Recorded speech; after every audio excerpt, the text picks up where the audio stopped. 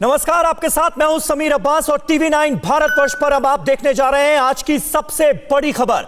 LAC firing से जुड़ी हुई ये बड़ी खबर आज हम आपको देने जा रहे हैं। पैंगोंग के उत्तरी इलाके में भी फायरिंग हुई थी।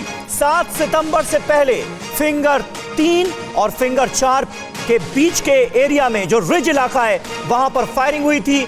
नॉर्थ पैंगोंग में 100 से 200 राउंड फायरिंग हुई है। उत्तर के इलाके में ही तनाव बढ़ा है। यह जानकारी इसलिए बेहद अहम हो जाती है क्योंकि 7 सितंबर को जो वार्निंग शॉट्स फायर किए गए थे उसको लेकर यह हर कोई जानता है, जिसके बारे में ही कहा गया था कि 45 साल बाद एलएसी पर गोलियां चली हैं, फायरिंग हुई है। लेकिन जो अब जानकारी टीवी9 भारतवर्ष के पास आ रही है वो बेहद अहम है, क्योंकि जानकारी यह है कि न सिर्फ 7 सितंबर बल्कि 7 सितंबर से पहले भी फिंगर एरिया में दोनों तरफ से 100 से 200 राउंड फायरिंग हुई है। तो एलएसी पर फायरिंग से जुड़ी हुई बहुत बड़ी खबर इस वक्त टीवी9 भारतवर्ष पर हम आपको दे रहे हैं।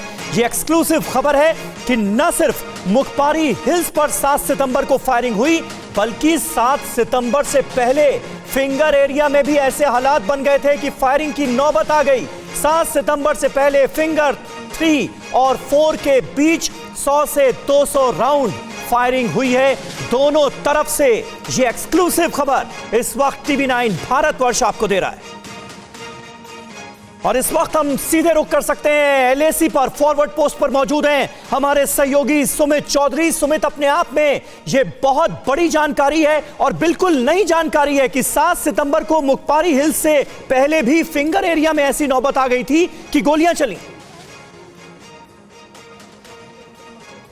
ये निश्चित तौर पर देखिए समीर, खास बात यह कि लगातार जिस तरीके से फायरिंग की बात हम कर रहे थे कि किस तरीके से फायरिंग चली, अब ये कहा जा रहा है कि उसी समय 7 तारीख से पहले भी दोनों तरफ से 100 से 200 राउंड फायर हुआ। और खास बात यह कि नॉर्थ पैंगोंग में यानी फिंगर एरिया के अंदर ये फायर किया गया और दोनों तरफ से। अब आप मानिए कि यही वजह हम कह रहे हैं कि लगातार 4 दशक के बाद करीब जो फायरिंग हुई है ये इसलिए क्योंकि चीन ना सिर्फ साउथ पैंगोंग में बल्कि नॉर्थ पैंगोंग में भी घुसपैठ करने की कोशिश करा। और इसका मकसद यही है कि पेट्रोलिंग के नाम पर वो हमारी पोस्ट के पास आए या फिर हमारे जवानों को पुश करके उन पोस्ट पे कब्जा कर ले। यही वजह है कि ये फायर दोनों तरफ से किया गया। हालांकि अभी जो हमें बताया जा रहा है कि सिचुएशन अभी बहुत नॉर्मल है, कंट्रोल है और लगातार दोनों तरफ से इसको लेकर बातचीत भी जारी है।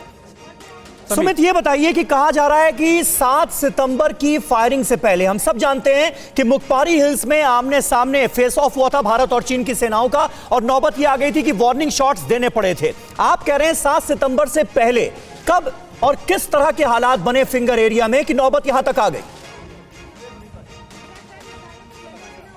देखिए, हालात बिगड़ने की सिचुएशन समीर 29 तारीख से शुरुआत हुई, यानी 29 अगस्त से, कि जब भारत ने अपने एक्शंस लिए, लगातार उन पोस्ट को कैप्चर किया, उन लोकेशंस को कैप्चर किया जहां से वो एक एज ले सकते थे। उसी के बाद लगातार चीनी सेना का ये एग्रेसिव बिहेवियर कई इलाकों के अंदर, खासतौर पर ईस्टर्न लद्दाख में, चाहे वो नॉर्थ पैंगोंग के लिए या साउथ पैंगोंग के लिए, ये एग्रेसिव बिहेवियर उनका देखा गया। और ये भी देखा गया कि वो जानबूझकर पेट्रोलिंग पार्टी हमारी पोस्ट के करीब आती थी और उनका मकसद यही था कि ना फायर करके या फिर दूसरे एक्शन से वो डराएं या फिर उन पोस्ट के ऊपर पहुंच जाएं। लेकिन भारतीय सेना ने ऐसा होने नहीं दिया।